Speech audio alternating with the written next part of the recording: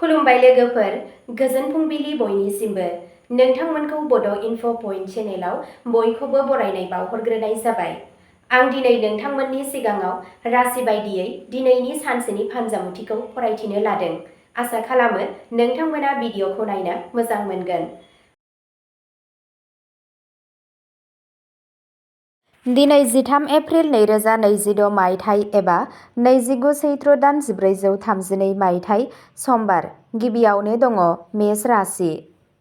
दिनै नोंथाङा मोनसे थालांनाय खामानिखौ गोदान थुलुंगाजों फोजोबनो थुलुंगा मोनगोन। खामानि थिलियाव नोंथांनि मावनाया गोसो बोनो हागोन आरो सासे गोनां सुबुङा नोंथांखौ गोसो गोथारै खोनासंनो हागौ। रांखान्थियारि बिथिङाव मोजाङै लानाय थिरांथाफोरा इयुनाव मुलाम्फा गोनां जागोन। नखराव मोनसे फिसा सुखु खुसिया आबहावाखौ स्रां आरो गोजोन लाखिगोन। सानजौफुनि उनाव मोनसे गोदान फोरमायथिया नोंथांनि गोसोआव मोनसे गोदान सानथांखिखौ थुलुंगा होनो हागौ। मोनाबिलियाव नों बांसिन फोथायथि मोनगोन। गोजाम नाजानायनि सोमोन्दै मोनसे मोजां सिन मोननायनि जाथावना दं। नोंथांनि दिनैनि खाफालगोनां दिगआ जादों सानजा, खाफालगोनां अनजिमाया जादों 7 आरो खाफालगोनां गाबआ जादों रेजें गलाब गाब।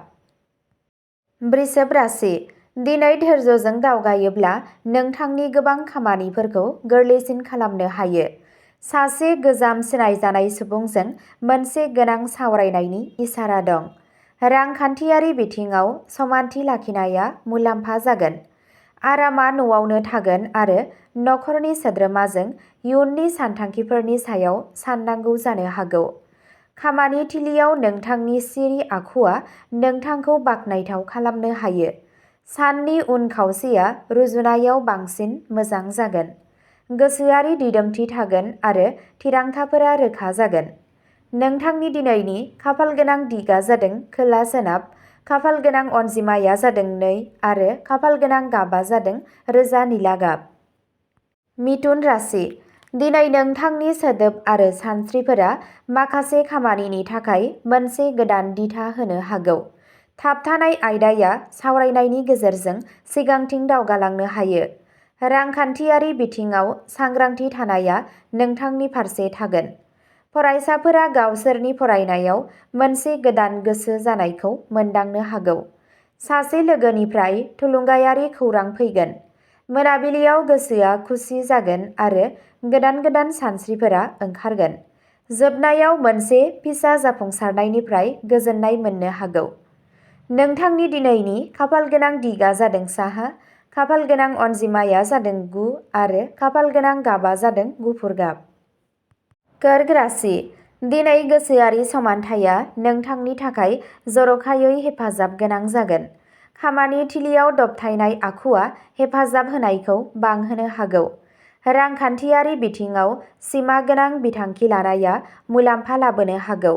नखरजों सम हगारनाया गोसोखौ स्रां खालामगोन।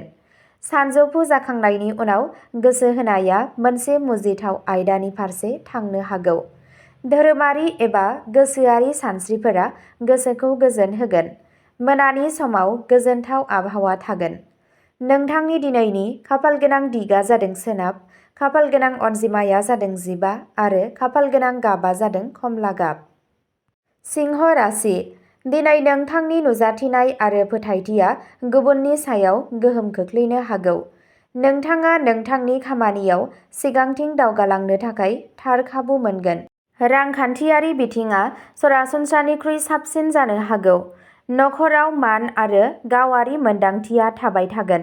नोंथाङा सासे गागि सुबुंनिफ्राय थुलुंगानाय सुबुरुन मोननो हागौ। मोनसे दिन्दां जानानै थानाय आयदाया मोनाबिलिसिम गोख्रोंनिफ्राय गोख्रोंसिन जानो हागौ। नोंथांनि नाजानायनि थाखाय बाखनायनायबो जाथावना।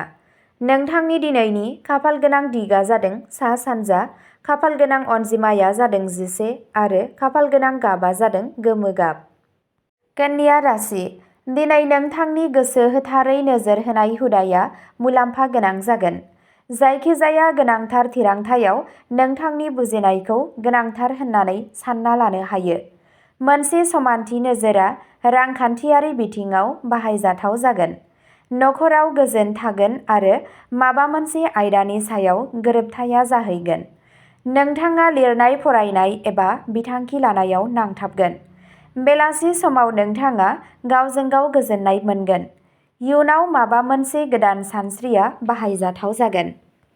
नोंथांनि दिनैनि खाफालगोनां दिगा जादों खोला, खाफालगोनां अनजिमाया जादों 42 आरो खाफालगोनां गाबा जादों रेजें गोथां गाब।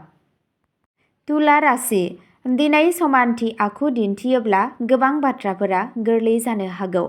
सासे लोगोनिफ्राय मोननाय बोसोनफोरा मुलाम्फा गोनां जागोन। रांखान्थियारि हालोदा नर्मेल थागोन। नखराव मोनसे रेजें गोजोन आबहावा थागोन। लोगोफोरजों साननायफोरखौ फोरमायनाया गोजोनथाव लाबोगोन। मोनाबिलियाव नोंथाङा माखासे थुलुंगाखांनाय खौरां खोनानो मोनगोन। सोरजिलु खामानिफोराव गोसो गुदुं जागोन। नोंथांनि दिनैनि खाफालगोनां दिगा जादों सानजा खोला, खाफालगोनां अनजिमाया जादों 6 आरो खाफालगोनां गाबा जादों अख्रां गोथां गाब। वृश्चिक राशि। दिनै नोंथांनि मोनसे जेथोगोनां थासारिखौ बुजिनो हानाय गोहोआ सिगाङाव फैगोन। खामानिथिलियाव धैर्य लाखिनाया मुलाम्फा जागोन। रांखान्थियारि सानथांखिफोराव रोखाथिखौ नुनो मोनगोन। नखराव मोनसे गोनां आयदानि सुस्रांनाया ओंखारनो हागौ। बेलासि समाव गोसोआ बांगोन आरो गोसोआ दिदोम थागोन। सिगांनि रोंमोनदांथिया दिनै जर'खायै हेफाजाब होनो हागौ। नोंथांनि दिनैनि खाफालगोनां दिगा जादों सोनाब, खाफालगोनां अनजिमाया जादों 18 आरो खाफालगोनां गाबा जादों मुगा गाब। धनु राशि। दिनै मोनसे गोदान फारसे साननाया जौगानो हागौ। खामानि मावनाय जायगायाव गोसो गुदुं थागोन आरो माखासे बायजोनि सोमोन्दोआ बाहायजाथाव जागोन। रांखान्थियारि बिथिङाव दबथायनाया मुलाम्फा जागोन। नखरनि हेफाजाबा गोसोआ बांहोगोन। बेलासि समाव आशावादी सानस्रिया गोख्रों जागोन। गोदान खारिथिया इयुननि मावथांखिफोरखौ रोखा खालामनो हागौ। नोंथांनि दिनैनि खाफालगोनां दिगा जादों सा सोनाब, खाफालगोनां अनजिमाया जादों 3 आरो खाफालगोनां गाबा जादों खमला गाब। मकर राशि। दिनै मोनसे साजायनाय हाबानि रोखोमा नोंथांनि थाखाय मुलाम्फा गोनां जागोन। बिबान मोनदांनाया मान मोननो हागौ। रांखान्थियारि दिदोमथि सोलिबाय थागोन। नखरनि सासे देरसिन सोद्रोमानि बोसोनआ बाहायजाथाव जागोन। सानजौफु जानायनि उनाव बबेबा मोनसे बिथांखियाव दावगानो हायो।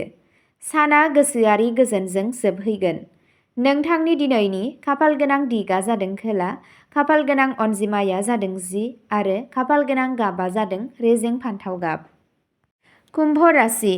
दिनै मोनसे गोदान सानस्रिया नोंथांखौ मोनसे गुबुन लामा होनो हागौ।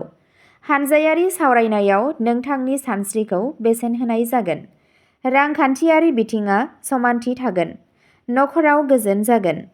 नोंथाङा सोरबा सासे लोगोनिफ्राय मोनसे थुलुंगाखांनाय बोसोन मोननो हागौ। मोनाबिलियाव नोंथांनि गोसोआव रोखा रोखा आरो रेजें थागोन। नोंथांनि दिनैनि खाफालगोनां दिगा जादों सानजा, खाफालगोनां अनजिमाया जादों 9 आरो खाफालगोनां गाबा जादों क्रिम गाब। मीन राशि। दिनै धैर्यगोनां सानस्रिया नोंथांखौ थार लामायाव लामा दिन्थिगोन। लासै लासै नोंथांनि खामानिफोराव मोजां फिथाइ नुजागोन। मोनसे सिमा गोनां सानथांखिया रांखान्थियारि बिथिङाव बाहायजाथाव जागोन। नखराव दुंब्रुद आरो गोजोन थागोन। साननि जोबथा खोन्दोआव गोसोआ जर'खायै खुसि जागोन। मोनसे थुलुंगायारि नेरसोनआ गासै सानखौनो ओंथिगोनां खालामनो हायो। नोंथांनि दिनैनि खाफालगोनां दिगा जादों सोनाब खोला, खाफालगोनां अनजिमाया जादों 12 आरो खाफालगोनां गाबा जादों रोजा गलाब गाब। अब्ला दिनैनि राशि फरायथिनाया एसेनोसै। गोजोन्थों।